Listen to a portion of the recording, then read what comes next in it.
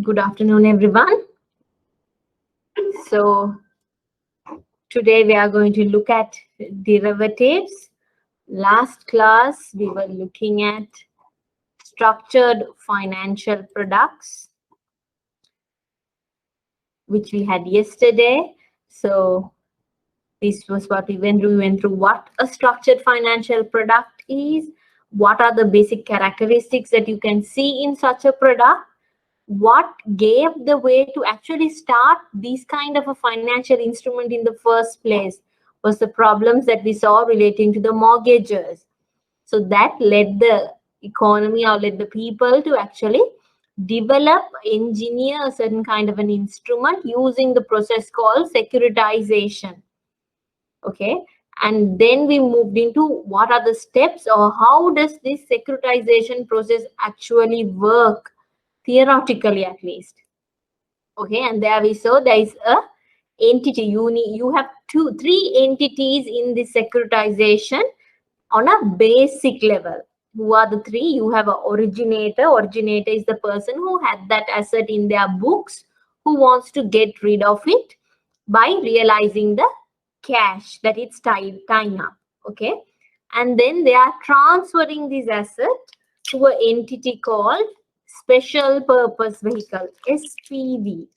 Okay, and then the SPV to now when they get an asset, when the SPV receives an asset, they need to pay for that asset, correct? So for that they need money. But this entity is specifically formed for this reason of securitization. They don't have any other assets. So they need to use this asset as a collateral, use these loans and advances as a collateral, and issue debt securities. And by selling the debt securities to the investors, they collect money. So the third person involving is the investor. By selling it to the investor, they receive money, which in turn they pass it to the originator. So then we saw why we need a SPV in this model. Without a SPV, could you go ahead with a securitization? The main reason why we have is so that they could avoid originators, creditors having a claim on those assets that they're transferring when you make a legal transfer. And also it allows the security that you're issuing, which is the SPV is going to issue a security, right? Backing that loans and advances, backing those assets. That security will have to be rated by a credit rating agency, correct? So if the originator itself issues the security, originator's balance sheet is what they will look at to give a credit rating to the instrument as well. So all other obligations of the originator will impact the credit rating of this security that they're trying to issue. But if it's a special purpose vehicle who is issuing this security, then there is a high probability to get a higher credit rating than the originator.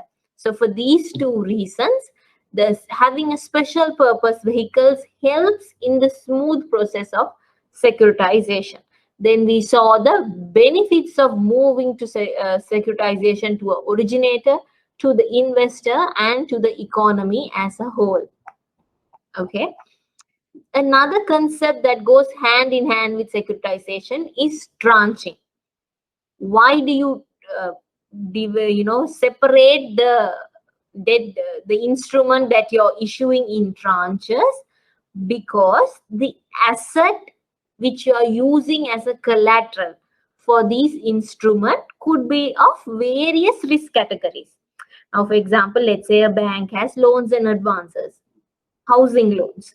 They want to get rid of that housing loans. Okay, so they will remove that portfolio, transfer it to the SPV, and now the SPV wants to issue securities backing these loans and advances.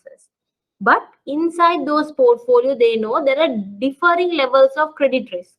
One group is of low credit risk where they're paying on time, another group is on overdue category, another group is on a high risk category. So depending on the risk categories, they are able to tranche the asset or group those pooled assets and use that and issue a specific security. Why do we do that? So that each tranche is unaffected by the quality of the asset by the other. Like if one tranche carries a low risk weightage, they are able to get a better credit rating than the other. Okay, and you are able to meet the specific risk return appetite of your investors. Now there'll be one investor who doesn't want to take any additional risk. For them, you could market the low risk tranche. For someone who's keen on taking up risk, why they want more return, then you could market your high risk category or the high return category for them. That's what we saw here. When risk increases, the return also increases. Then we saw the market participants involved in a securitization by looking through the entire process. What kind of securities can you issue backing these assets? Two types. You have mortgage-backed securities and asset-backed securities. What is the difference and similarity between those two? We analyzed that as well. Then we move to credit derivatives. We saw that even derivatives is a type of a structured financial product. What do? They enable you to derivatives. We are going to look at them in detail today. The main reason why derivatives was developed was to treat the risk exposure, to hedge against risk, to protect yourself against risk is why you have derivatives. At least initially, that's why they created this product called derivatives. Okay, so credit derivatives helps the buyer of such a derivative to protect against what risk? Credit risk. Okay, so there are basic type is the collateralized debt obligation, but that's the basic one.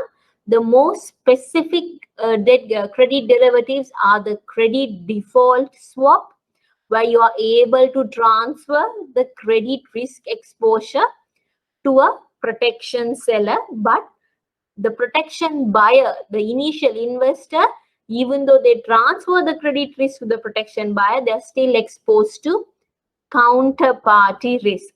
Okay, why? If the protection seller doesn't pay them the loss amount, then the protection buyer loses interest, principal, and the premium they paid to the protection seller. All right, so that was that one we covered under risks of credit default swap. This is like the heart of a credit derivative, the most used credit derivative actually. Then the other two credit derivatives that you see quite often in the market is a total return swap and a credit linked note. Credit linked note, if we are talking about what is the difference between a CDS, credit default swap, and a CLN. A CLN is a funded credit derivative. What do you mean by funded? On that day that you receive the protection, you get the money upfront. Just go through the structured finance product video. You will get a good idea of what we discussed. There you will see on the day they receive the protection, they receive the money upfront. So unlike a CDS, the protection buyer, the initial investor, is not exposed to counterparty risk. Why? Because he receives the money upfront. Okay, so who ends up being exposed to the counterparty risk? The CLN buyer or the protection seller ends up being is exposed to credit risk, credit deterioration risk, and counterparty risk as well. Okay, what about total return swap? Here the entire return coming from an asset is swapped to the protection seller. In turn, the protection seller will give a set return amount or a set rate as the return to the protection buyer. What is the risk that they are trying to cover or protect themselves with? Credit risk, deterioration risk, and also market risk. If this asset is a highly volatile asset, that volatility then goes to the protection seller. The protection buyer is protected from such volatility by getting a fixed or a set rate of return from the protection seller. Okay, so this is the smallest summary of the lesson that we did yesterday. And then I did a recording for you on financial market crisis. Have a look at that as well. Today, we are going to look at derivatives, a very, very interesting topic. So we have gone through other financial instruments, right? What are the other financial instruments that we studied during this lesson? We went through debt instruments, debentures, bonds, yes. Then we went through equity instruments, shares and whatnot. Derivative is also another financial instrument. Most of the time when a student hears the word derivative, they think, oh my God, it's some very complicated instrument. Just think of it as another instrument, just like shared or debentures. Some instrument that you trade in a market. But what is so special about a derivative instrument is that instrument's value or that instrument is always linked to another instrument, to another asset. Now, if you take equity or debentures, there was not another asset linked to that. The value of equity didn't depend on another value of another asset. But here, the derivative instrument's value depend on the value of that underlying asset. Now, on a very basic layman term, if I explain it to you, even on a day-to-day basis, what we have seen in terms of a derivative instrument, I'm telling you just for your understanding. Now, whenever you go to a shopping mall or supermarket or any shop, you have something called a loyalty card, correct? Now, the loyalty card gives you points, okay? So, the value of that loyalty card, the points in that card depend on how often you spend in that shop. Now, let's say Kiehl's, for example, you have a Nexus card, their loyalty card. Points in that card develop or increase if you spend more in their supermarket. If you if you frequently buy, that gets added as points. Okay, so what is the underlying transaction? You actually buying from that store. That determines the value of that loyalty card. Simple as that. Here also in derivative, there is something that is backing that instrument. If something goes wrong with that asset, then derivative is also affected. That instrument derives its value from that underlying asset. Okay. Now, this derivative instrument was actually introduced with the core purpose of hedging against risk exposure. They wanted to mitigate or at least at best minimize the risk that they were exposed to. Okay. Now, risk exposure meaning when I say they need to eliminate the risk exposure, that doesn't mean they want to have no losses at all. Okay. What I mean is there can be a loss, but without letting it being a much larger loss, you're able to curtail or stop that loss at a certain point. Okay, that's what I say when I mean about eliminating or minimizing your risk. There can be a downside, but you want to reduce that downside. Okay, if you don't have a derivative, if you just leave your risk exposure, sometimes your loss can be huge. But by getting a derivative, you are trying to hedge it. You are trying to at least nullify at your best, if not at least minimize or curtail it at some point. Okay.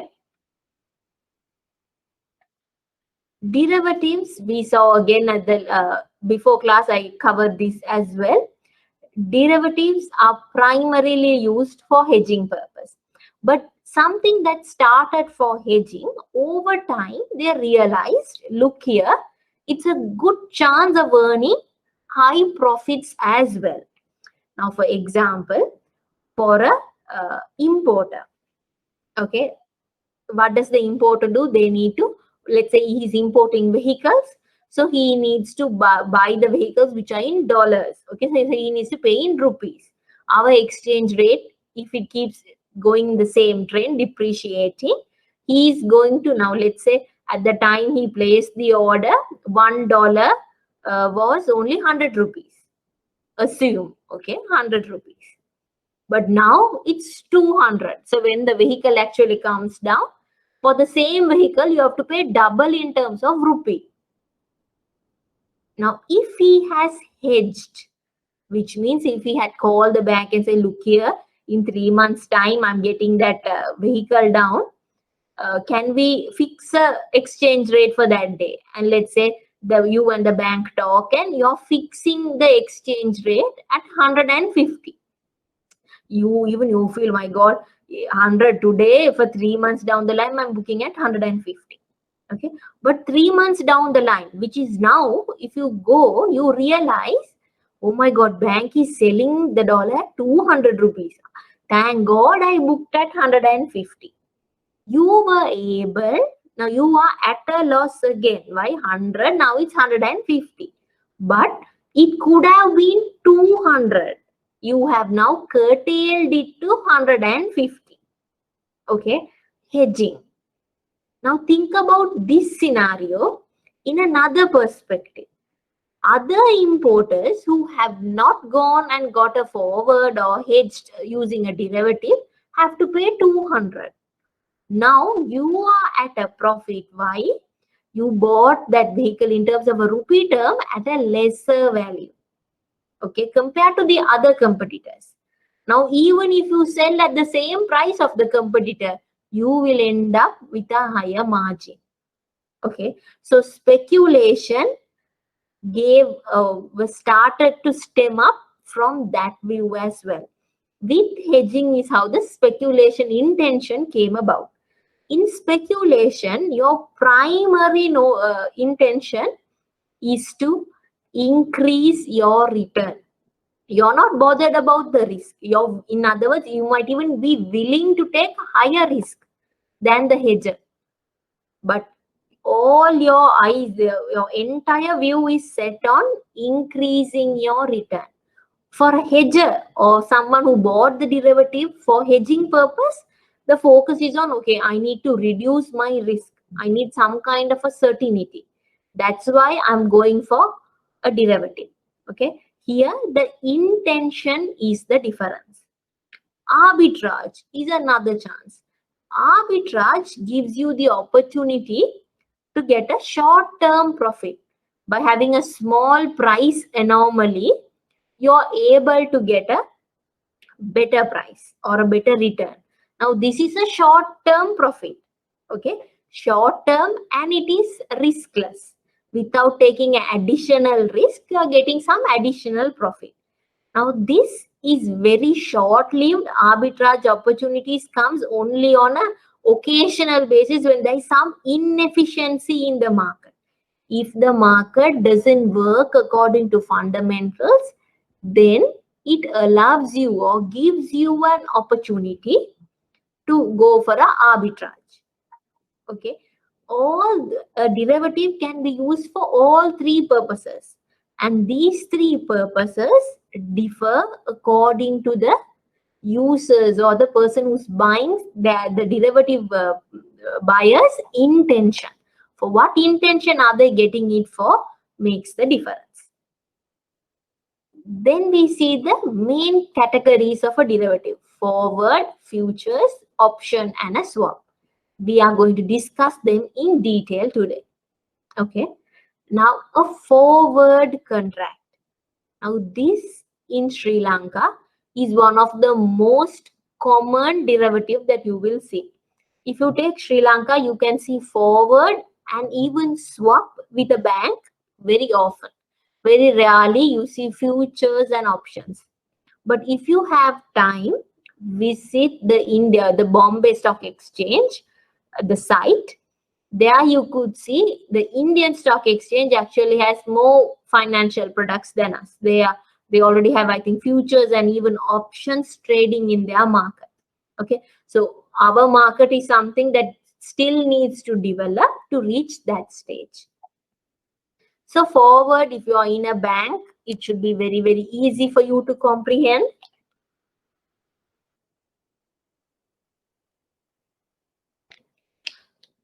What do you do in a forward contract?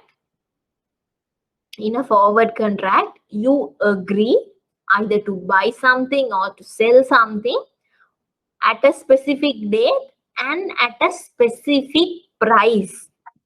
Okay.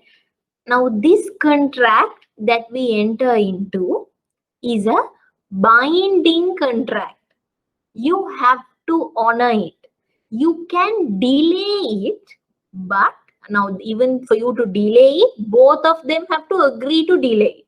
If both of them are are okay to delay it, then fine. If not, even delaying is not allowed. But cancellation is not allowed. It's legal binding. You have to honor it. Okay. Now here, what are we agreeing for? We are agreeing to buy something or to sell something at a specified price and at a specified date. That buy something or sell something, I told you, that something is another asset, another, let's say, exchange rate. So that exchange rate's current value decides the forward price value. That's why you say it's a derivative. Okay. Essentially, in a bank, what do? We always go for forward exchange rates. Think about that when I'm explaining. Okay. Now, when I enter into a forward today, I don't make any payment. Why? You are agreeing to buy or sell at a future date. So only on the future date, your payment will happen. Today, you're just entering into the transaction. Okay.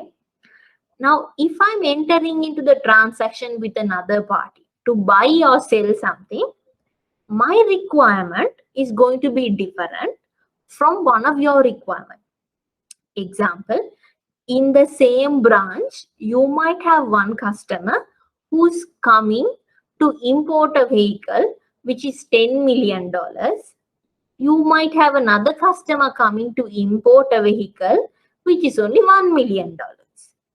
Okay, so depending on the quantum of the price, depending of the time taken for the vehicle to reach here and actually for you to pay out the money, depending on all those, the rate you give to the person is going to be different.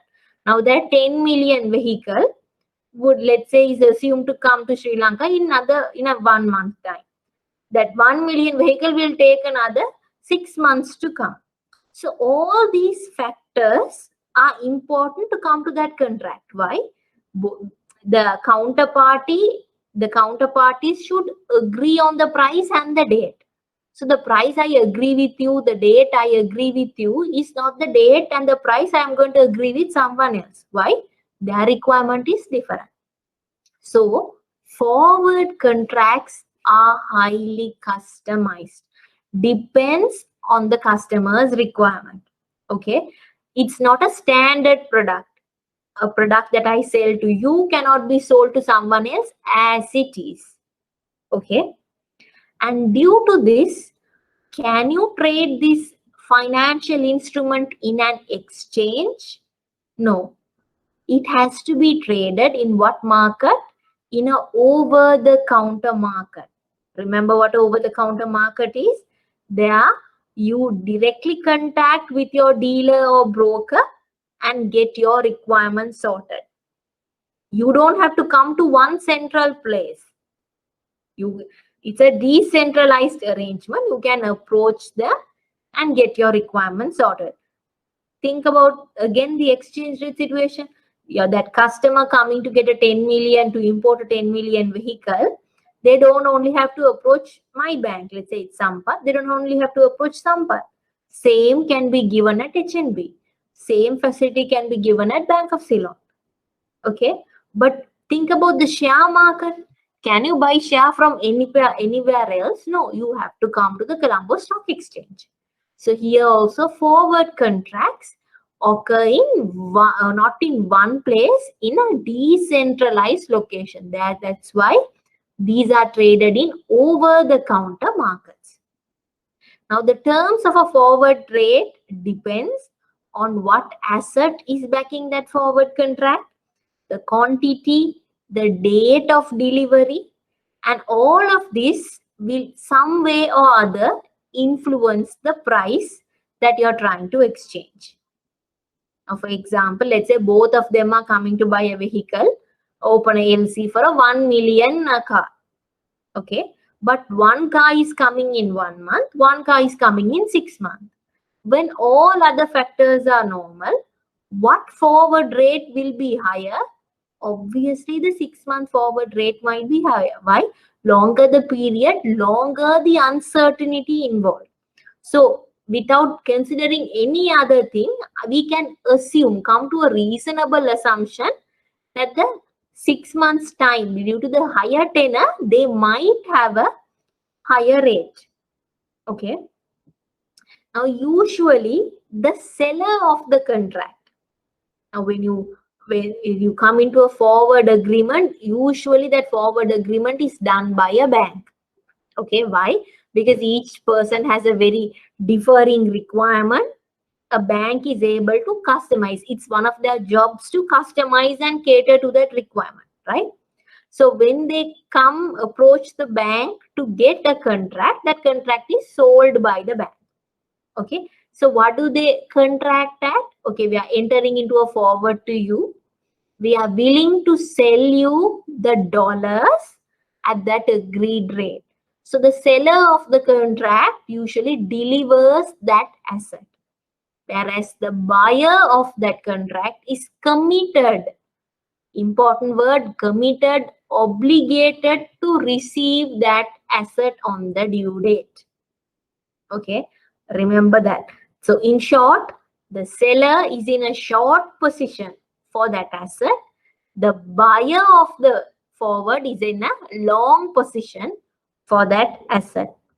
Okay, remember, obligation, it's not a right. You're obligated to honor that. Okay, I think there's a few more with the advantages and disadvantages are highlighted in your note. Have a look at that as well. So here what we are trying to mean in terms of a benefit for a forward contract is, obviously it helps the person who's buying the forward contract to hedge against the desired risk. Okay, and not only the risk factor, it also provides a certainty to the buyer. Why? Buyer of the forward contract now for sure knows whatever happens in 6 months down the line, my transaction is going to happen at this rate. Now think about a person who doesn't get into a forward rate, and every day if the exchange rate is going to fluctuate, what kind of a mentality they'll be in? They don't know how much to allocate for that transaction until that day comes. Maybe one day they feel, okay, they need to allocate more rupees to bring down that vehicle. Next day, okay, we are a bit better, so no need to allocate more rupees. Another day, situation gets very, very worse. If you take our exchange rate, even one day it hits 200, then again it comes again 298, then again we go to 202. It's highly fluctuating. In that scenario, going for a forward helps you to have some certainty in your cash flow. So, you know, 6 months down the line, in rupee terms, you have to pay the bank this much to bring down that 10 million vehicle. Okay. Other one is customization and flexibility. Now, what is tricky here is flexibility, meaning flexibility in structuring your forward contract. Okay, you do not have the flexibility to get out of the contract. When you're structuring the contract, you have the flexibility to change the terms of the agreement according to your requirement. Okay. Pros are the ones that we saw now. Now we'll see the cons of forward contract or the disadvantage of forward contracts. Main disadvantage is legally binding commitment. Sometimes due to this legal obligation, you got into a forward to reduce your risk, but it could have been worse by entering into a forward. I think if you recall our hedging scenario, hedging against crude oil scenario, you should be remembering that's one of the best examples that you could see for a disadvantage of a forward contract. For example, let's say so far we looked at exchange rates with the bank. Now let's say for a product, okay, you enter into a forward contract with your supplier. Okay, you are telling the supplier, fine, I will buy 2 vehicles from you. We will agree the rate. For, let's say it's oil without vehicles, again, due to the international market.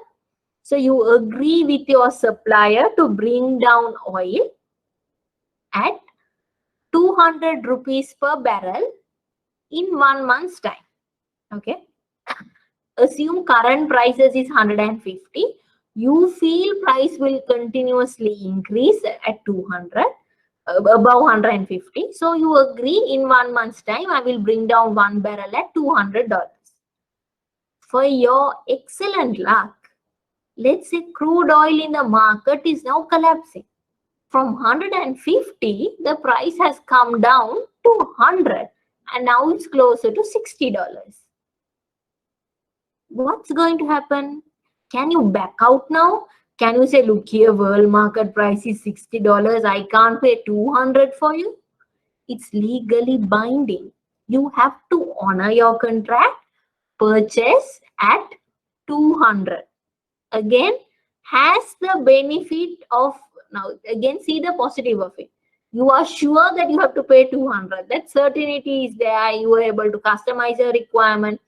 You hedged your risk at that time. At that time, there was a volatility in the crude oil prices and you hedged, you covered yourself against that. But due to an anomaly situation, if it takes a U-turn and your loss aggravates, still you're legally bound to honor it. You cannot back out. Okay.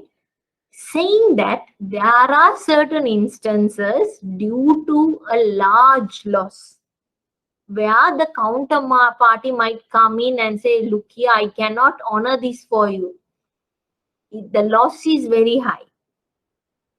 It all depends on your counterparty, right? Your counterparty should honor that. If your counterparty says, no, I am not in a position to honor, you are exposed to settlement or default risk.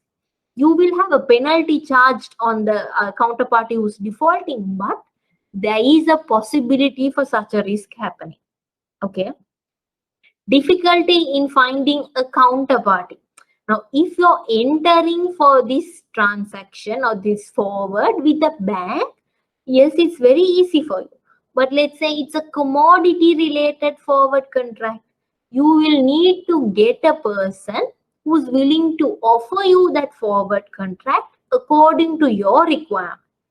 So to find such a counterparty could be very difficult, especially for a commodity related forward contract. Okay. So those are the disadvantages when it comes to the forward contract. What are the key ones that you're going to keep in mind in that forward? The forward contract that we discussed, it's an obligation. It's traded over the counter market, therefore highly customized according to your requirement. Okay. No any payment to be done on the day you enter into the contract, but only on the maturity on the specific date. Okay. So those are the important features that you need to have in your mind. Now, to address the disadvantage of forwards, what is that? Unable to find a counterparty. To resolve that, we had futures coming in. Now, futures is a derivative product that is freely traded in an exchange. So when it's freely traded in an exchange, is it going to be difficult for you to find a counterparty? No. There are always contracts available for you to choose on. But that compromises on another factor. What is it? It's going to be standardized. If it's customized, obviously it's hard for you to find a counterparty. So if you want to find a proper counterparty or to have counterparties freely available for transaction, it has to be standardized in nature. So futures contract is very similar to a forward contract, which is also legally binding, yes, but here the key factor is standardization. The contract is standardized.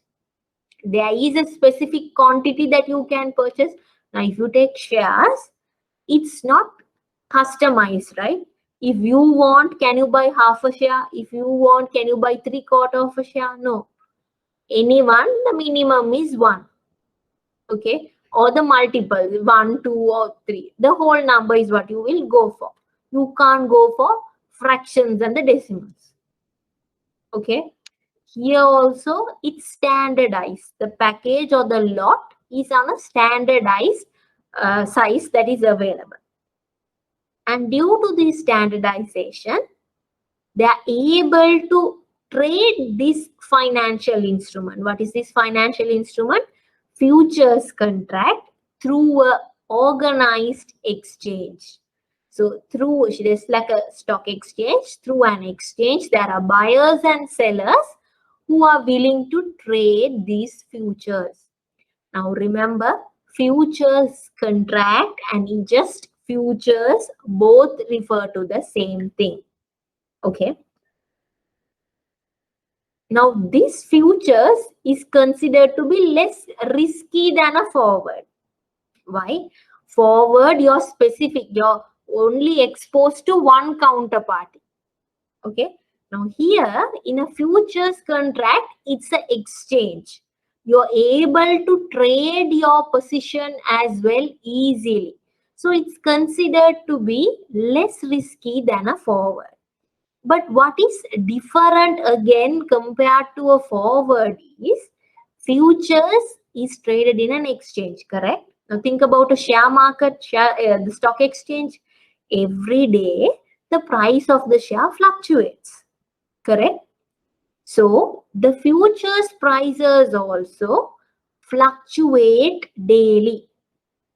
But today, if I buy a futures from you, what is that? What does it mean? If I buy a futures from you, that means we are entering into a contract to buy a asset on a specified date in the future and at a specified price.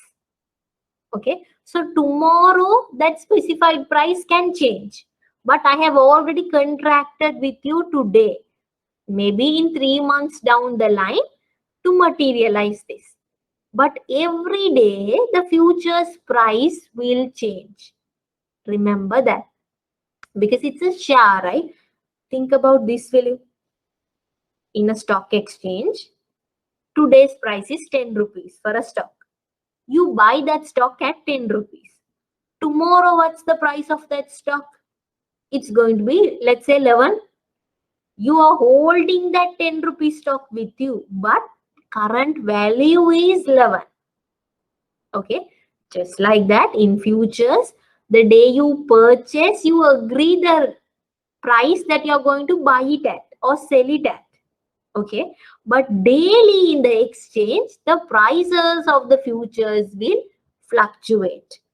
Okay, so what the exchange does is, depending on the fluctuations, the futures that were bought earlier, the values are marked to market. What do you mean by mark to market? There you will see whether compared to yesterday, are you at a profit today or are you at a loss today? You will keep comparing that on a daily basis. We'll go to another example that will be more Clear for you? And in the futures, to avoid counterparty default risk, they have a margin requirement, which means if you're coming to the exchange to buy and sell futures, you have to have some kind of amount in your account to enter into this market, so that that margin is like your promise to honor. Okay, to ensure that each party fulfills their commitment and to avoid default risk or settlement risk, the futures market is structured in a way that there are margin requirements. Okay, what is this initial margin? Initial margin is like when you open a current account at a bank, you have an initial deposit. That is the very first deposit that you make.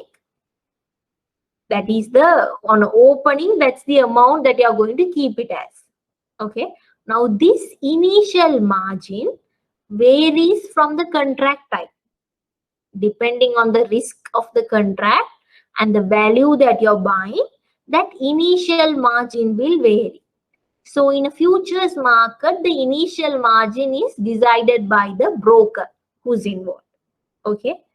Now, once you have your initial margin, there is another type of margin called the maintenance margin. Again, think about your current account in the bank. Usually current account initial margin is around 100,000.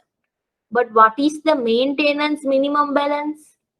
Minimum balance is somewhere around 25,000, 50,000. That is the minimum that you need to maintain in your account.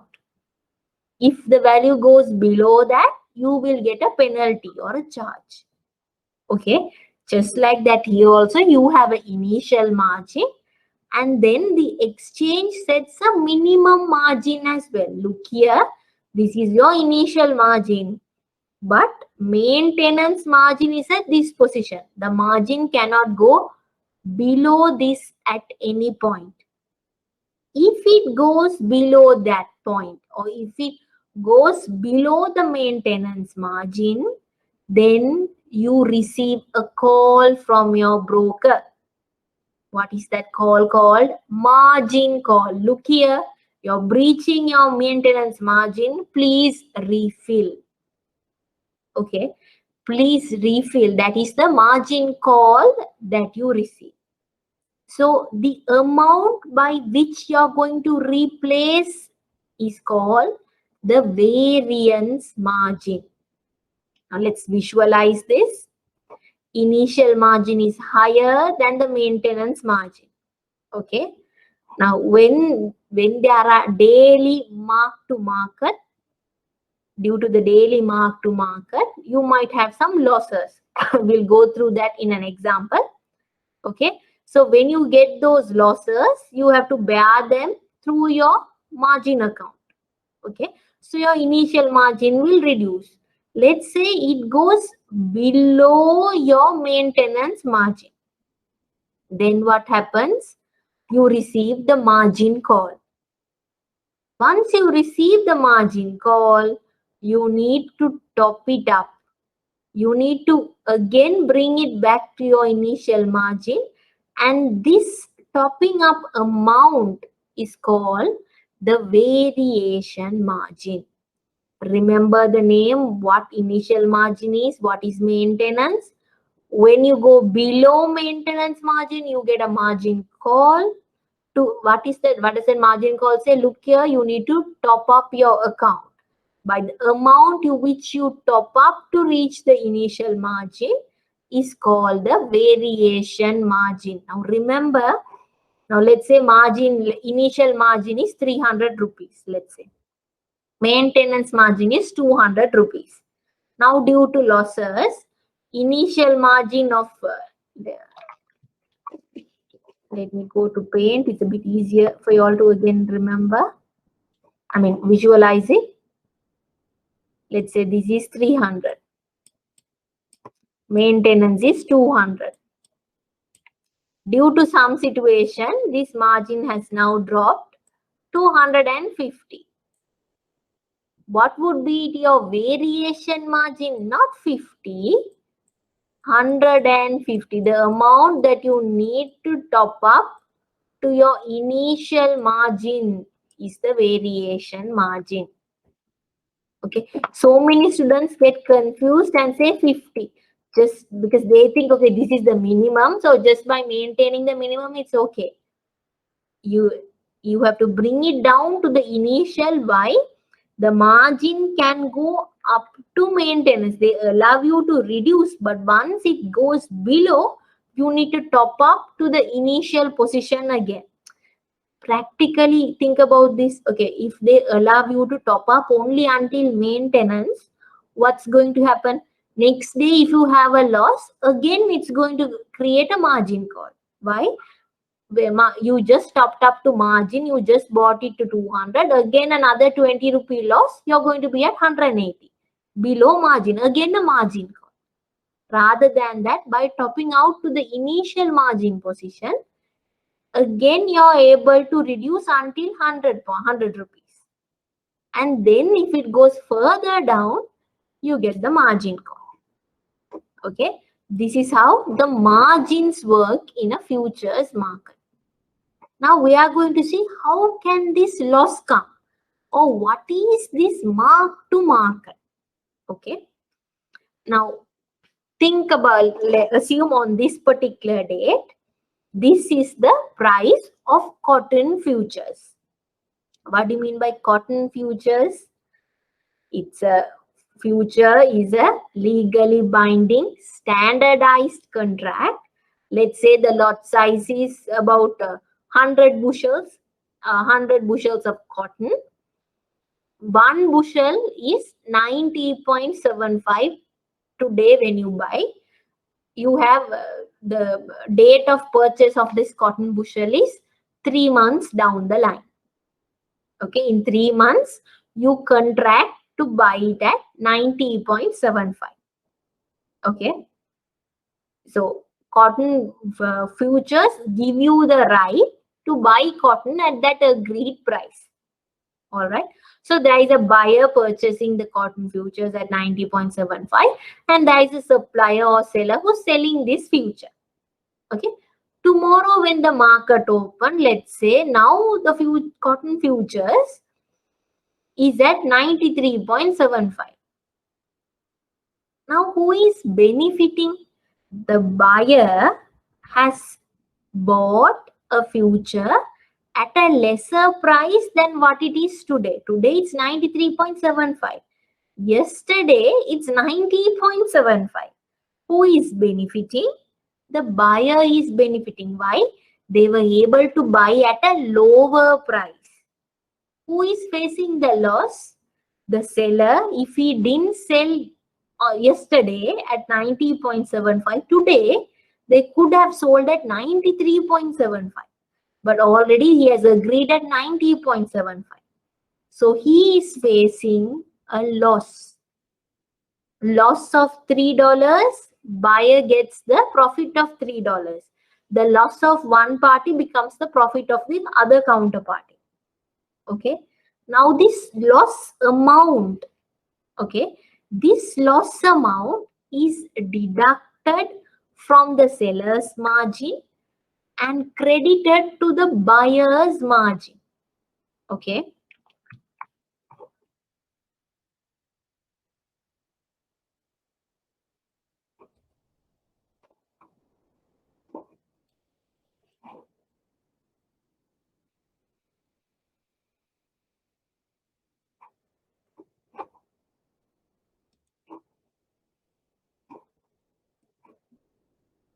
let's say buyer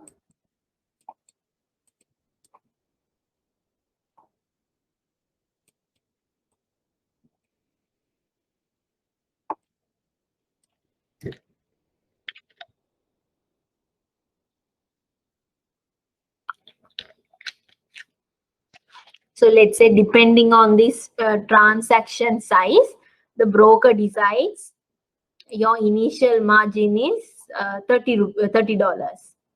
Okay. Again, for them also it's at 30. Let's assume this is the IM. What is IM? Initial margin. Let's assume that the minimum margin is 27.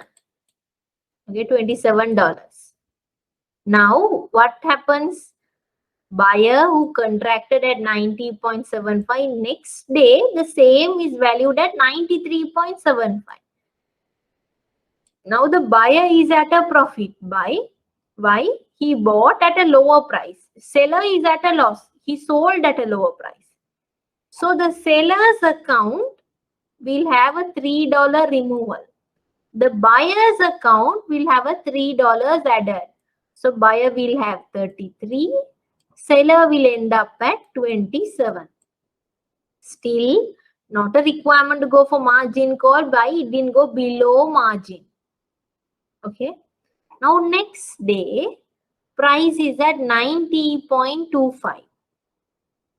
Now 90.25, you compare it with this position. Why? Now you have mark to market it now. Every day you value it. Okay.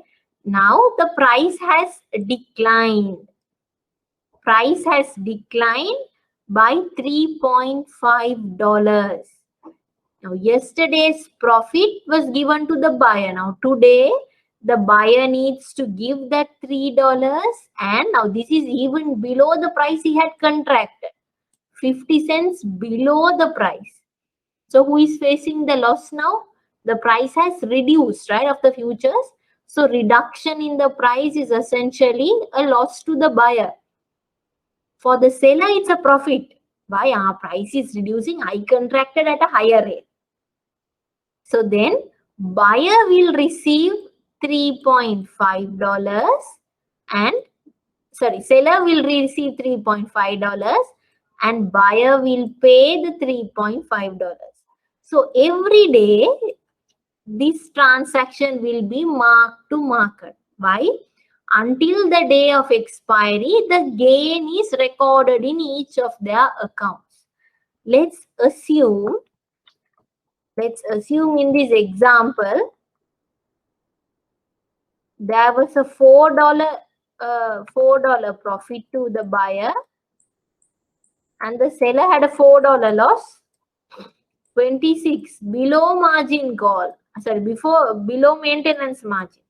Then margin calls come in and they need to top up until the initial margin. Okay, that's how the margin in the futures, the mark to market and the margin works, for your knowledge. Okay. Now we go to the interesting part, options. Now options is very, very different from futures and forward. Both of them were obligations. Okay, you have to honor that contract.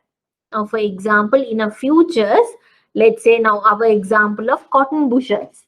Okay, you agreed to buy 100 cotton bushels, one bushel at 90.75 at the end of 3 months.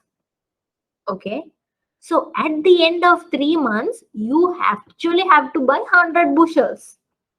Okay, you can't step out of that. They will deliver you the 100 bushels to your place. Okay, similar to the forward also, you have to honor it. You can't say no. Okay, but in options, what was different is it gave you the option. It gave you the right to decide, do you want to do the transaction or do you want to get out of the transaction? You can decide. Okay, that is a feature or additional capability given in options. Okay, here what happens again, you have an underlying asset. In forward also there was an underlying asset. You agree to buy or sell a certain commodity or a certain exchange rate on a future date. Even on futures, for a future date, you're agreeing to exchange a commodity. Usually futures are linked to commodities. Okay, you have gold futures, cotton futures, crude oil futures. Okay, options are also linked to another instrument. Mostly it's linked to shares. Okay, mostly it's linked to shares. You also can have interest rate as well, or even exchange as well. Commonly you see them with shares. Okay, here what happens, again the value of the option depends on the value of the underlying asset. But here the two parties, both the parties, do they have the obligation? Forward, both the parties are obligated. Bank is also obligated, customer is also obligated. Futures also, future seller is also obligated, future buyer is also obligated. But in the option, I told you, it gives you the right. It gives you the option to decide whether you're going to do the transaction or not. So who is going to have this option? Who is going to have this right? Does the option seller have this right? He's the one who's selling the option. He's saying, look here, I am giving you the option to exercise or not. Then, can the seller back out at any time? No. Seller is always obligated. The seller has to abide by the contract he's selling. If I am selling you an option, okay, I am selling you an option which gives you the option to buy a certain item from me at a price in 3 months. Once the 3 months are over, you can decide whether to buy or not. Let's say you decide to buy. Can I say no, I don't want to sell? No. I am always obligated. That option is only for you, which means an option buyer gets the right by having these option. The holder of an option, the buyer of the option gets the right, not the seller. Okay, so holder or the buyer of the option gets the right either to buy an asset or either to sell an asset at a specified price, either on a date or within a specific time period. Now, this time period, I will explain it to you a little bit later. But for now, remember, it can be within a certain day or on a specific day. Okay, it could be both. Based on that, options differ according to that time period as well. We'll go through that once we move to the other slides. Okay, so option buyer or the contract purchaser, okay, he doesn't have to exercise the option. He is not obligated to exercise. Let's say that option seems very favorable for him. Now, for example, we saw an importer who wanted to, now today when he opened the LC, exchange rate was at 100, I told you. Then when the vehicle reached, it's 200. Let's say he didn't know. Let's say vehicle came down in 1 month's time. The day he opened the LC, it was 100. He entered into an agreement with the bank. Look here, you will convert once the vehicle comes down in 1 month's time. Let's convert my transaction at $150 per rupee. Sorry, 150 rupees per dollar. Okay.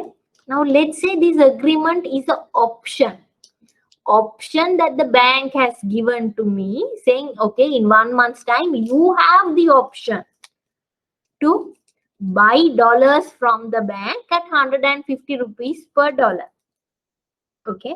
Now, 1 month later, what is the market rate?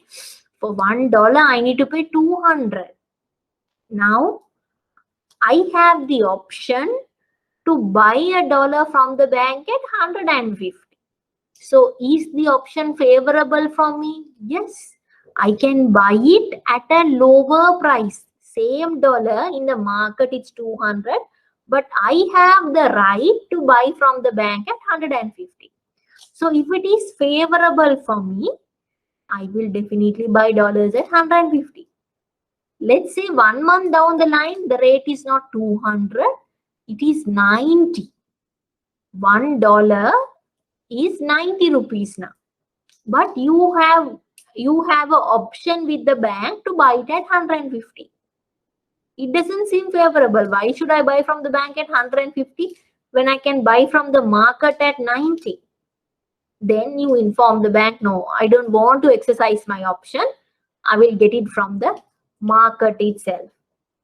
So if it's not favorable, the option buyer doesn't have to exercise the option. But as the option seller, the bank, can the bank decide whether they are going to exercise or not? No. Even if the dollar is 200 or even if the dollar reads 90, if they have sold the option to someone, they have to abide by that.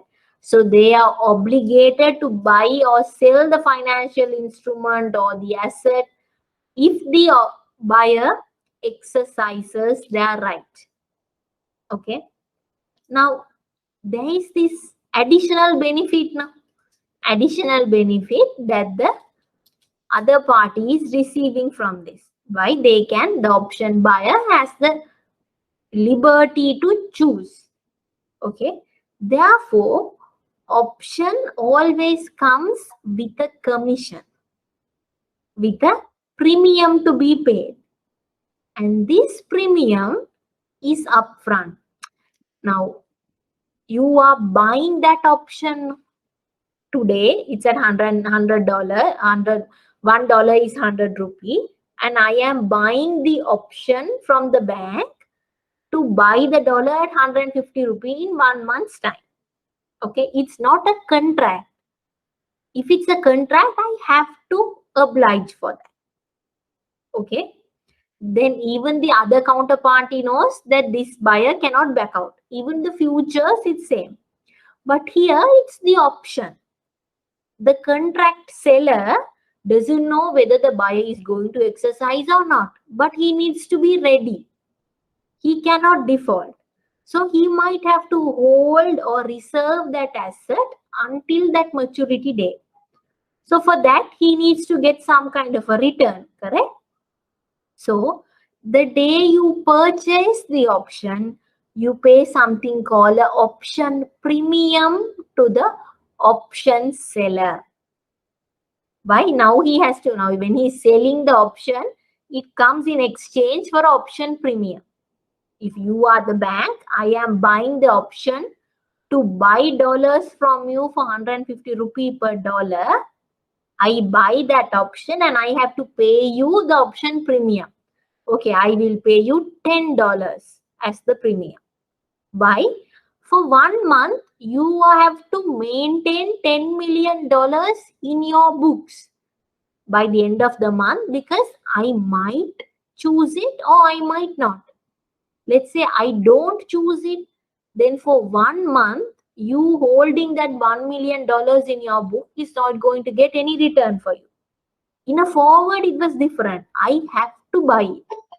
Okay. But here it gives that option. So to give a benefit to the seller, there is an option premium involved, which is upfront. So the day you buy the option, you pay the premium cost or the option premium. Okay. Now I have again and again I say option seller, option seller. The technical word for an option seller is writer of the option, or writing a option, meaning he's the one who's drafting that option, correct? So writer of the option is the seller of the option. If I write an option, which means I am the one who's creating that option. So I am the one who's selling you that option. Okay. So hereafter, if you see the word writer of the option or writing a option, we are referring to the seller.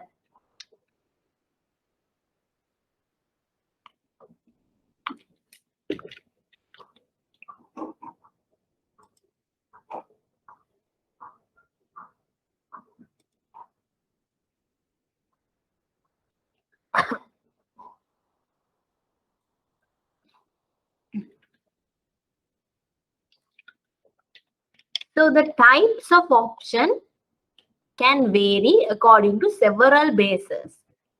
Okay. Now, if we go to the definition, this particular definition as well, you will find two bases. What are those? Now, an option can give the holder right to buy or the right to sell. So, depending on what kind of a right it is giving, there are two types of options. There is another basis. Now, I told you that option can be exercised within a time period or at a specific time period. For example, let's say, now, same example, the exchange rate example. They are at a specific date, only at the end of the month when my vehicle comes, I can buy at 150. Within, meaning within that entire month, any day, I can exercise. Okay. So again, these two are two different ways that you can classify options. So if an option gives the option buyer the right to buy that underlying asset, then it is called a call option. Let's say it gives that option buyer the right to sell, then it is called a put option. Now, for example, let's take stocks or shares. In our stock market, there is a share of a company. I don't have that share, but I want to buy that share. Okay. You already have that share with you. Okay. You give me the option. You sell that option to me. You sell an option to me, which says I can buy a company's shares at 10 rupees per share. Okay. Now, if I buy that option, remember, I buy the option. Okay. What is that option giving me? Option is giving me a right. What is that right? The right to buy a company's shares. Okay. Let's say another person, another situation. I have, you have, you don't have a company's share with you, but you want to buy a company's shares. Okay. So you give me, you draft an option which gives me the right to sell a company's shares that I have at a particular rate to you. Okay. Now, as the option buyer, I get the right. But what is that right? What can I do to the underlying transaction now? I can sell the underlying transaction to you if I want. I have the option to sell it to you at the contracted price. Why most students get confused is they think the option buying and selling and the call option and the put option are the same. It's different. Buying an option meaning you're buying that derivative. You're buying that derivative instrument. That instrument will give you a right. Now, there is always an underlying asset. Now, if that right is to buy an underlying asset, then the option is called a call option. You can buy a call option and same times you can sell a call option as well. Okay. Now, if you have an option and that option gives you the right to sell, then it's called a put option. So if I buy a put option, I have an option, I am the option buyer. It gives me the right to sell that underlying asset. If you sold the option, if you sell a put option, or if you write a put option, which means you are selling an option which gives the right to sell to the person who buys it. Okay, a little bit confusing. Try to understand it clearly. Okay, so what right does that option give? Decide whether it's a call option or a put option. Now we are going to the time factor. Now you should be knowing this if you have been reading up and all. Usually the American culture is more free, more democratic, more free nation. They are very flexible when it comes to anything. Europeans, you call them a bit more uptight, a little more strict, So keep that in your mind. Think about this scenario. If I have an option and that option gives me the right to buy an asset, okay, within a certain time period, which means within a month, at any given time, I can exercise that option. That is more flexible for me. I don't need to do the transaction on one particular day only. Any day which is favorable for me, I can exercise. Very, very flexible, very free. But there is another type of option I told you, only on the specific date you can exercise that option, not on any other dates. So let's say on that date, the option doesn't seem very favorable for me. I can't exercise it. Why? If it's unfavorable, will I exercise an option? No, I have the right to say no. Okay. So European option is such a kind. European option gives you the right to buy or sell an underlying asset, but only on that particular date, only on that specific time. American option, very free and flexible. It gives you the right to buy or sell an underlying asset at a strike price, at an agreed price, anytime between the date of writing, which means date of that option being sold, until the expiration of the maturity date. So you have a longer time period to decide whether or not or when to exercise that option. Okay. Now, another way that you can classify option is whether that option is in the money or out the money. Now, what do you mean by in the money? These are very layman ways that you can remember it. Let's say in the money meaning it's inside, it's within money. Out the money meaning it's outside. So usually in the money refers to a favorable situation. Think about you floating in money. Okay, it's in the money situation. It's a more favorable, a more lucrative situation. Out the money meaning you don't have anything. It's a loss situation. So first think about that first. In the money is favorable.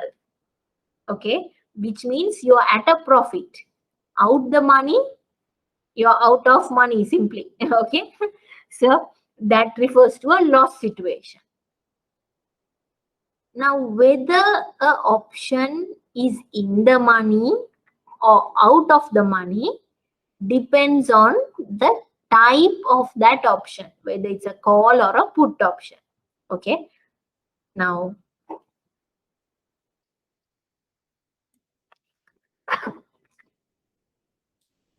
let's take this scenario. Call option. Okay.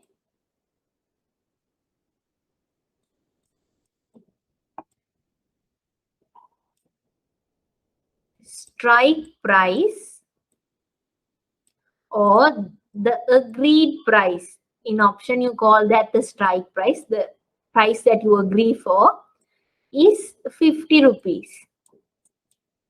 Now, what does call option mean? You have the right, the option buyer has the right to buy that underlying asset at 50 rupees.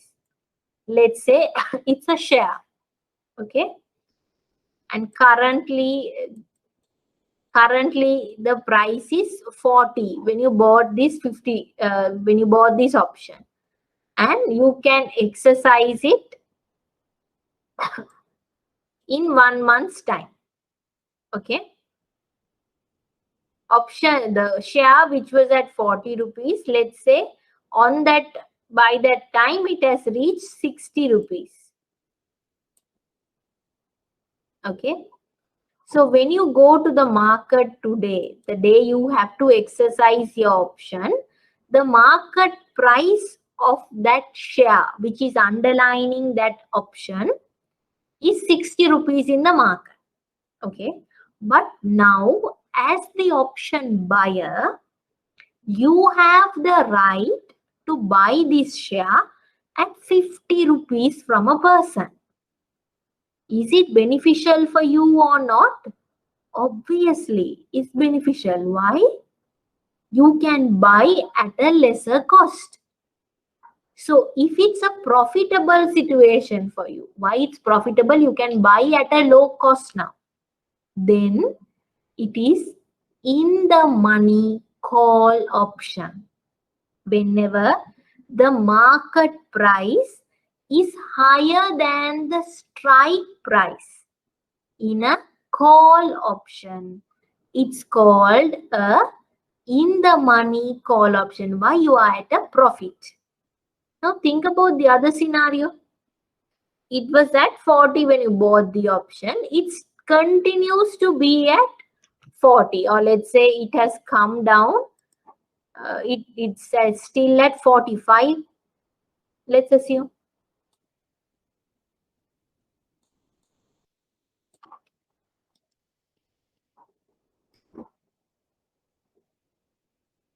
Okay, 45. Now, the day you're going to exercise your option in the market, you can buy this share at 45. But you have the right to buy it at 50. Now, what's the point of you having that right? I can go to the market, go to the stock exchange and buy at a lesser price than this. So, will you exercise it? If you exercise it, you are at a 5 rupee loss per share. Okay. So, you are in a profitable situation or a loss situation? Loss situation. So, you are out of money. The option is not valid for you. Whenever the market price is lesser than the strike price, especially for a call option, then it is out of money. This is what you can see in this diagram. In a call option, let's say exercise price, the strike price is $6. Okay. But the current market price is 6.27. Then current market price is higher than the strike price. You can buy at a lower price than the market, which means it is in the money. Let's say the strike price is $7, but current market price is 6.27. What happens? You can buy it in the market at a much lower cost. This option is not valid, not very lucrative for you. Then it is called out of the money call option. Now the reverse happens to a put option. You can see that same situation, but the reverse is happening. What does the put option gives you? Put option gives you the right to sell the underlying asset. Okay, so if you're selling the underlying asset and you agree at a price, let's say it's $6, and the current market price is $6.27. You have the right to sell it at 6 rupees, but the current market price is 6.27 rupees. You can sell it at the market at a much higher price. Why are you selling at 6 rupees? Then, if the market price is higher than the strike price, to a call option, it is in the money. To a put option, it is out of money. Other scenario, let's say strike price is $7 and the current market price is 6.27. If you go to the market and sell, you have to sell at $6.27. For your purpose, let's say rupees, 6.27 rupees. But you have the right to sell it to a person at 7 rupees per share. Higher price, which means in the money, the option is giving you a gain. Okay, so whenever the strike price is higher than the market price, or when the market price is lower than the strike price, for a put option, it is in the money. But for a call option, it is out of the money. Simple way that you can remember is, remember how in the money and out of the money works for one type of option, and remember the reverse happens to the other. Okay. Now we are going to see the profit and loss diagrams from the option. You call these the payoff diagrams. Okay, let's come to that. Now, before we go to those diagrams, I want to show something for you. Now, I told you there is an option buyer and an option seller. Okay. Who gets the right? Option buyer. Who is obligated to honor the transaction? Option seller. Okay. I told you, due to that, option seller charges a premium. Okay. There's a premium involved. Now, think about the return or the income or the gain to someone who is selling options. Let it be a put or call or any type. If I'm selling an option, what is my return? The premium. Premium is my only way that I can get a return. Why? That is the only inflow that I will get. Okay. But think about the loss situation. Loss situation can vary. Why? If the market price changes, according to that, it will be higher. If the counterparty exercises it, I might be at a loss. Why? If he's exercising, then it's a profit for him. Then it's a loss for me. If they don't exercise it, then I am at a profit. I have a premium. Okay. So always to the seller, the gain is always limited by the premium. Okay, it's limited to the premium amount. Remember that. To the option buyer, the gain depends on the type of the option. Okay. Now, in this diagram, think about, now we are going to look at the seller or the writer because it's going to be easier for you. Okay. Now, think about a seller of an option who's selling you the right to buy a particular share, which means I am selling you an option. Okay, that option is going to give you the right to buy a company's share. Okay, so on the day we contract, I get my premium. That is going to be my gain, my profit. That's going to be limited to that. Let's say the price, the strike price is 8 rupees. Okay, 8 rupees is the strike price. You now have the right to buy. Let's say the market price is lesser than 8, 7 rupees.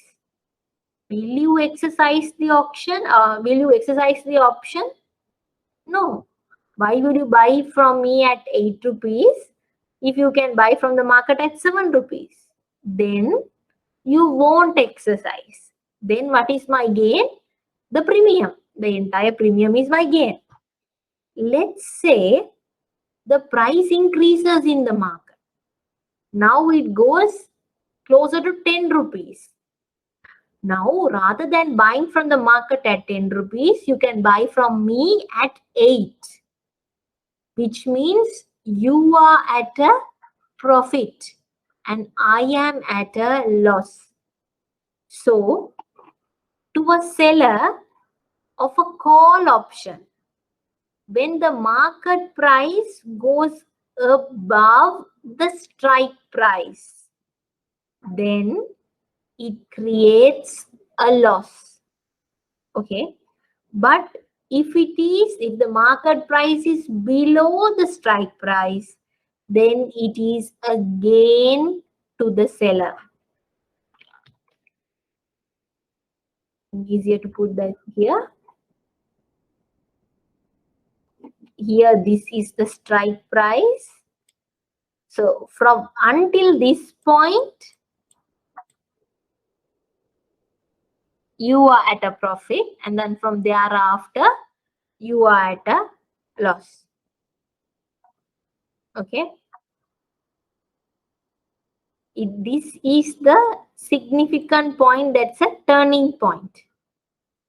All right. Now, same thing you can see for a put option as well. Put option also, what is the profit to a seller? Irrespective of the type of the option, the profit or the gain is the premium. The premium or the profit is at the maximum of that premium amount. Okay. But when is he going to get this gain? Now, for a call option, when the share price is lesser than the strike price, they are at a profit. Okay. But in this position, it's different. Here it's a put option. What do you mean by put option? I am a seller. I am selling you an option. That option gives you the right to sell a stock to me. Okay, sell a stock to me. Let's say the strike price is 9 rupees. Okay, 9 rupees. And in the market, the stock price is increasing. 10, 12. Will you sell it to me at 9 if you can sell in the market at 12? No. So when the market price is increasing, the seller is protected. The return remains unchanged, maximum of a premium. Let's say market price is decreasing, 7 rupees. Now what happens?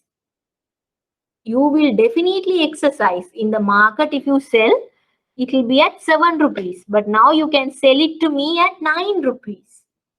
Then the seller faces a loss whenever the market price is below the strike price.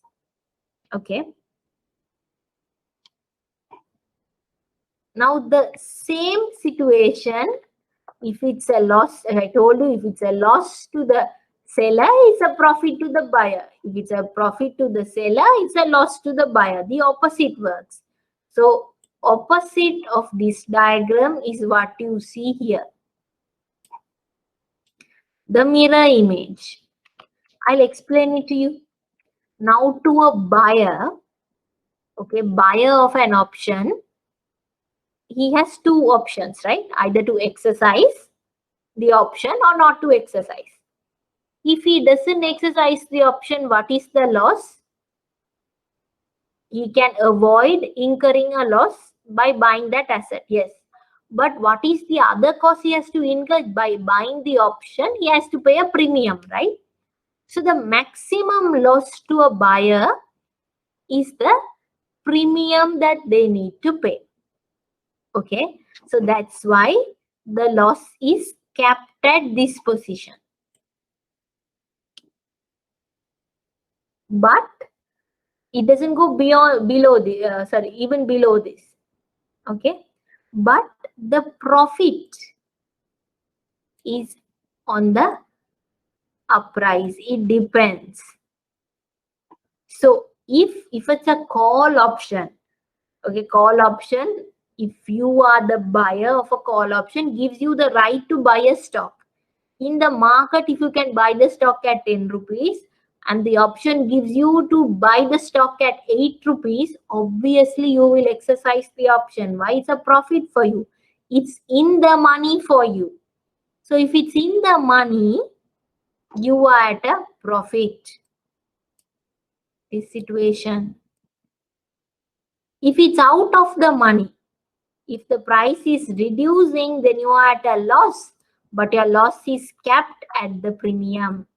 This is the maximum loss that you will face. Here also same situation. Put option. If the share price is declining and you have the right to sell a stock at a higher price, then you will definitely exercise it. And that will create a profit for you. But if the share price is increasing continuously, then you won't exercise that price. Then the maximum loss for you is the premium. Okay. So just remember, first when you draw this diagram, you draw this and first mark where the strike price is.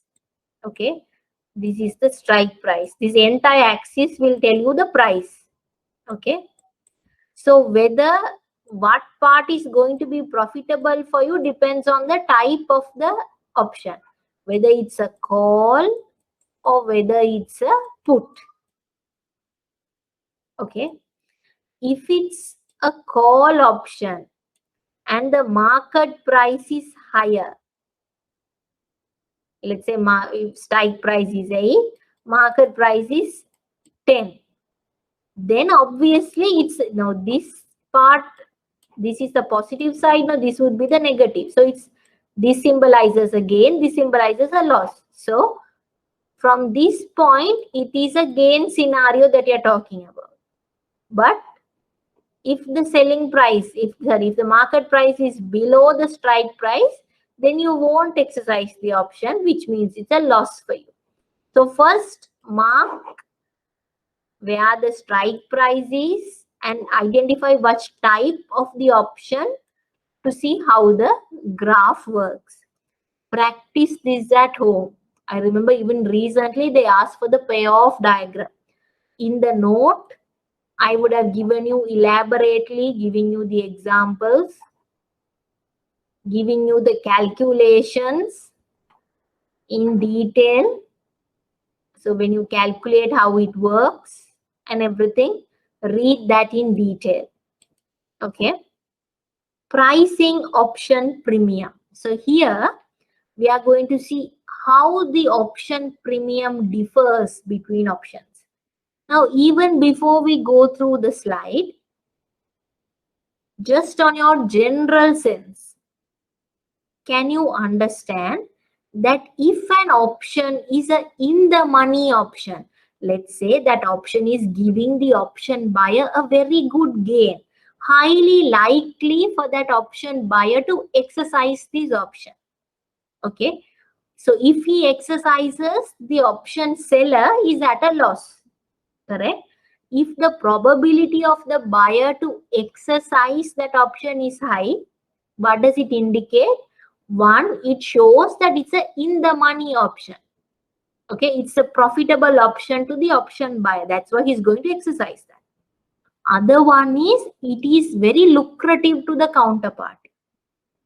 So if it is very lucrative to the counterparty, obviously then the premium will be higher. Why? Option seller knows, oh my God, high probability that the buyer will exercise, then my loss is going to be higher. Let's charge a high premium. Let's increase my gain. Why should I expose to myself to a higher loss? Okay, so keep that in mind. That's the last point I have given it. In the money options carry a higher premium. Why? It gives the other party a higher profit than if it's out of the money option, which means the option which is not favorable to the counterparty. Can you charge a high premium or high cost for that option? No, you might not even be able to market that option. Okay. Other factors that you need to keep in your mind is if the option gives you a higher strike price. Okay.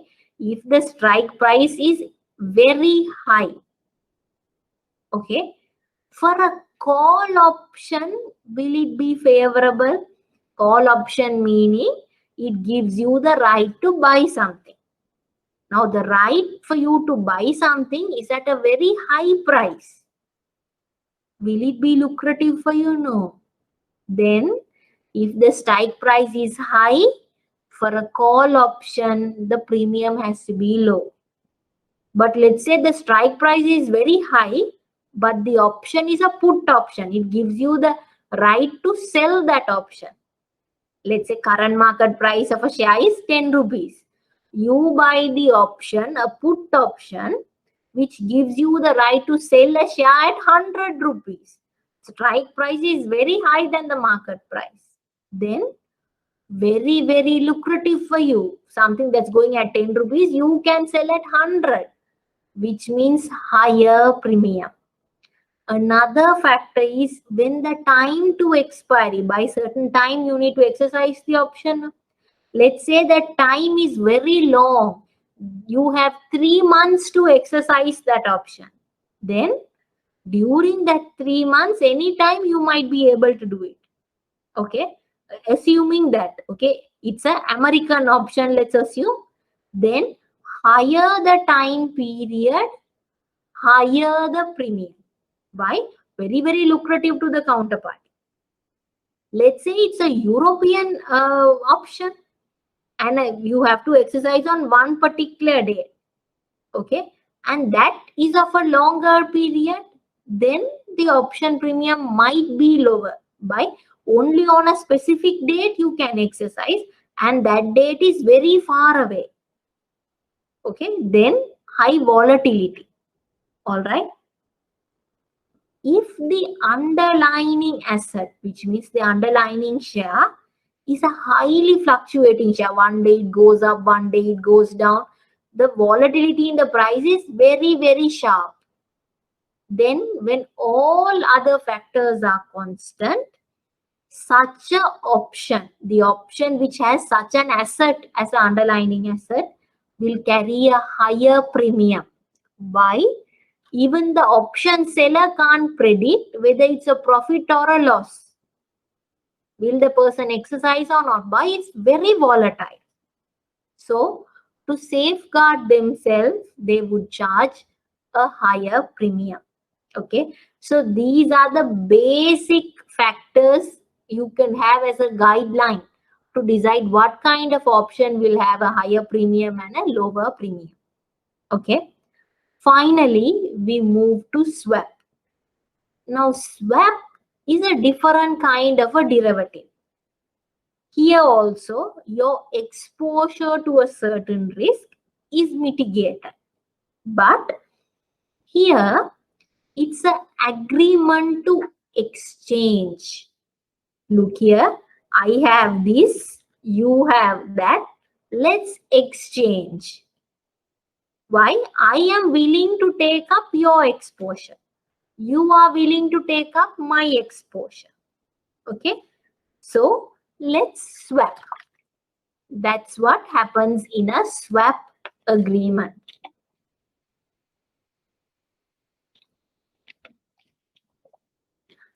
Just like I explained you just now, what is the limitation of that? What I like or what I want to take up might not be the one that you want to take up as well. Now, let's say you have exposure to a fixed rate loan, okay, and you feel exchange rates are going to fall. I have a floating rate loan, okay. I feel the interest rate is going to increase, okay. So now I want to get a fixed rate loan, you want to get a floating rate loan, because you feel interest rates are going to decline, I feel interest rates are going to go up. Now, unless you find two people with such contradicting views, we are unable to swap. Now, I want a floating, you have floating. Sorry, I want a fixed, you have a fixed interest rate loan. You want floating, I have a floating loan. So we can swap the payment. We can swap the interest cost easily. Let's say I also want a fixed rate, you also want a fixed rate. Can we both swap? Can't. So in a swap, one of the biggest disadvantages is you need to find a counterparty who will have the mirror transaction, the opposite of what you want. Okay, so obviously swap cannot be traded in an exchange market. It is a over the counter market, because you swap two asset and the requirements can be different. Okay, and here also the underlying asset can be interest rate, exchange rate, equity, any commodity. Okay, the most common one is the interest rate swap. It is like the 90% of what the market has. You also have foreign exchange swap, commodity swaps as well. And we recently, yesterday, we saw the credit default swap. They exchange the risk. Okay. Interest rate swap. Now, there is no any calculations here, but you need to understand how it works. Okay. Here, in an interest rate swap, what are you swapping? What are you exchanging? The interest payment. The assumption here is the currency remains the same and the principal also remains the same. Okay, let's say my principal amount is very high, your principal amount is very low. Will we want to swap? I might end up paying higher. So I might end up paying your interest, which is very low. You might end up paying my interest, which is very high. So the assumption is same currency and the same principal, constant principal. Okay. I have got a loan, as a previous example, I have got a loan on a fixed rate basis. You have got a loan on a floating rate basis. If you feel that interest rates are going to increase, your interest cost is going to increase. Okay. Therefore, you want to get a fixed interest rate. Now, I have a fixed interest rate, but I feel market rates are going to go down. Okay. So, what happens? I need a floating. Now, because it's the same currency and our principals match, our time period of that loans match, we can easily swap. I will say, look here, you pay my interest, I will pay your interest. So on a net basis, my effective interest, I will pay on what your basis will work, and you will pay on my interest basis. Easy to swap. So one firm will end up paying fixed because they wanted fixed, and they can swap their floating to the other counterparty. Other counterparty who had a fixed now can pay at floating at the rate they want. Same thing. So the swap can be fixed to floating, floating to fixed. Another type is floating to floating itself. You can swap as well. That's a bit advanced. Just for your level, it's a more fixed to floating swap that you need to understand. Okay. One party, the swap buyer, will agree to make, let's assume he agrees to pay at a fixed payment. The swap seller will agree to make the payment on a floating term. Okay. Here again, important, you assume same currency, same principal, tenor, everything is matching. And here, not the principal amount, you're swapping only the interest payment. So now itself you will know the disadvantages. Why? It's going to be very difficult for you to find a counterparty who is going to mirror the same requirements. So usually you have to approach another bank to get the swap deal done. Okay.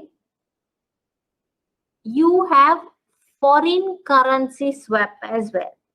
Now here, what are you swapping? Earlier we assumed currency remains the same. Here, no. Currency is different. One party will have payments in one currency, other party will have payments in another currency. Okay. So here, it's not only going to be the interest, it could be even the principal amount to be swapped as well. Again here, one party might want to hedge against. Now let's say they have a euro exposure. Let's say it's a US company which only deals in dollar. They have a euro exposure. They want to swap their euro exposure and get a dollar exposure in. Okay. But there is a UK company, or let's say there is a French entity, and they have euro denominated assets and liabilities, and they have a dollar exposure. They want to swap that dollar and get a euro exposure. Then again, these two parties can enter in an agreement and swap their cash flows. Here, principal and even the periodic payment, which could be interest, are both swapped. And remember, the currency involved is going to be different. Here, you're trying to hedge against the exchange rate risk. In interest rate swap, you're trying to hedge against interest rate risk. Okay. Another type of instrument that you have to hedge against interest rate risk is cap, floors, and collars. Okay. Now, let's think about this scenario. You are a borrower. You have taken a loan on floating rate. Okay, you have taken a loan on a floating rate basis. If market interest rate increases, what's going to happen? Your loan interest amount is going to increase. Floating, when market rates increases, your requirement will also increase. But your lender, the one who gave you the money, let's say it's another bank, X bank, that X bank is very happy. Why? Now I'm getting more money, more. Why? Floating rate, they're paying more interest to me. Who is at a disadvantage? The borrower. So the borrower might want to set a ceiling, might approach the bank, look here, interest rate is increasing continuously. I can't service at this. It's going beyond my expectation as well.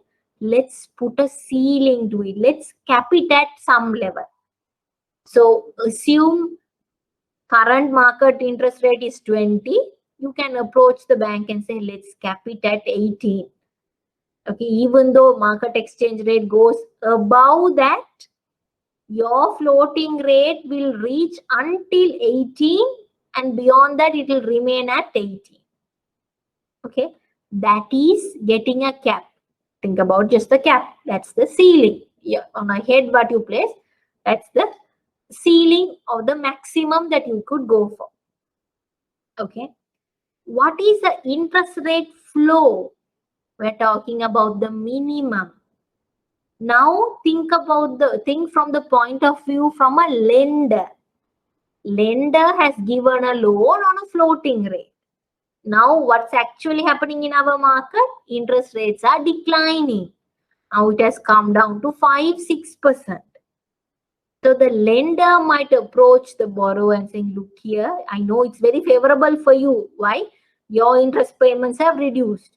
But for me, my income is reducing. So shall we set a minimum? Shall we set a floor for the interest?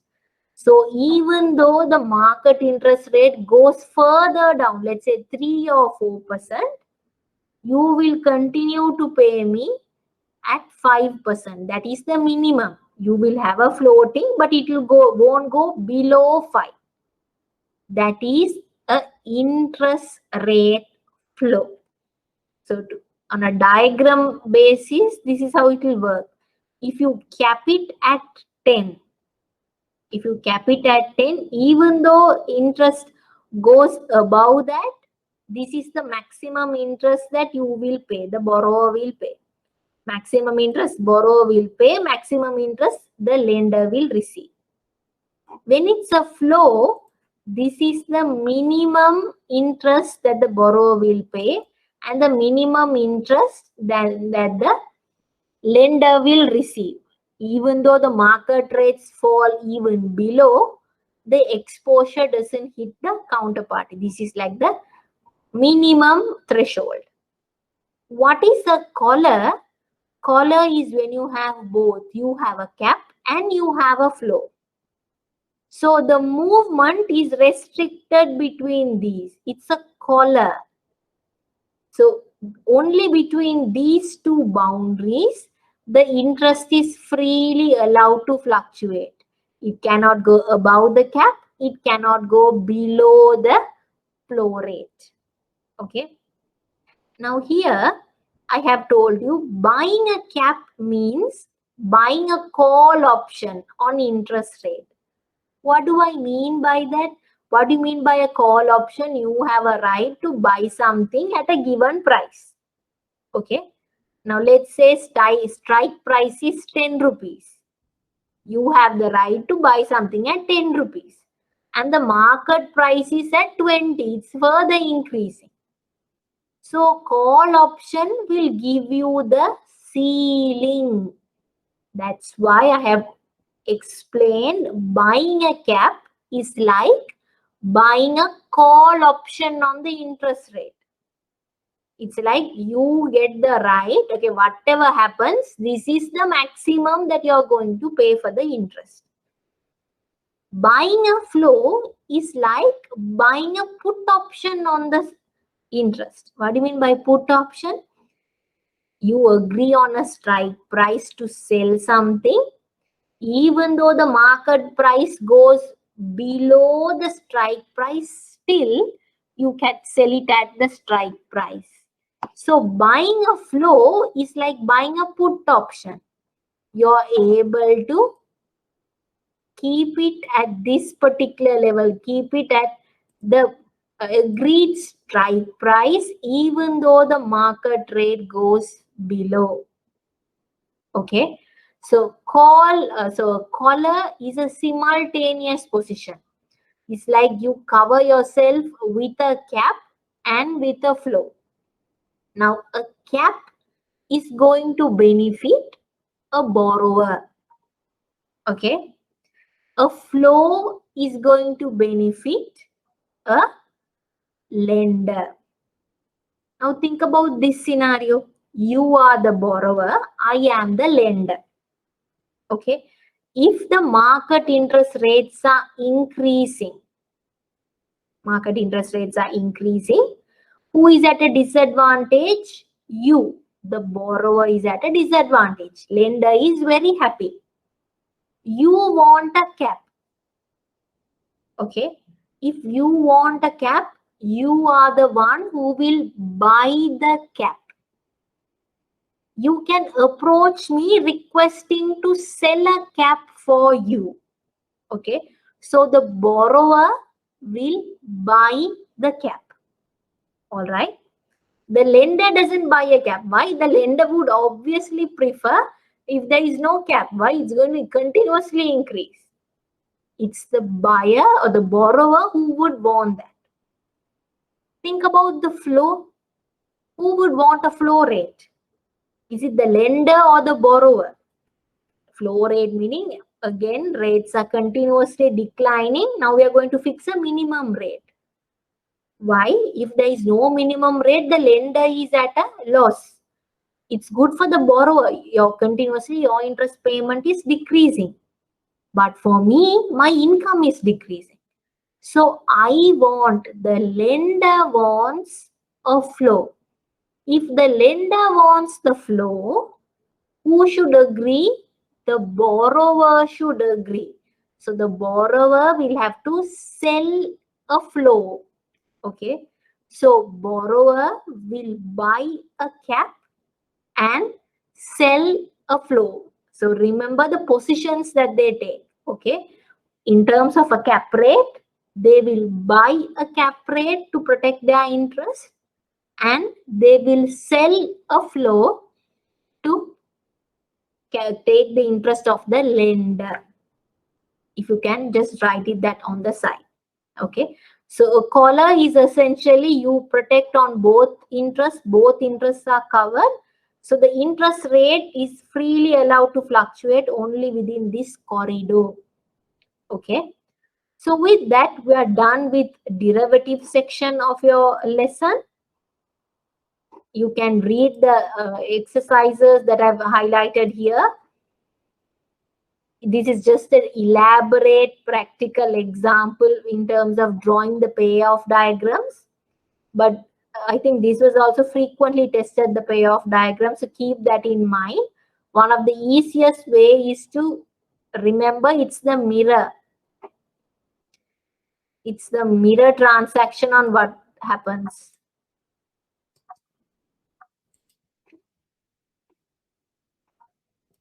If you go through the diagram,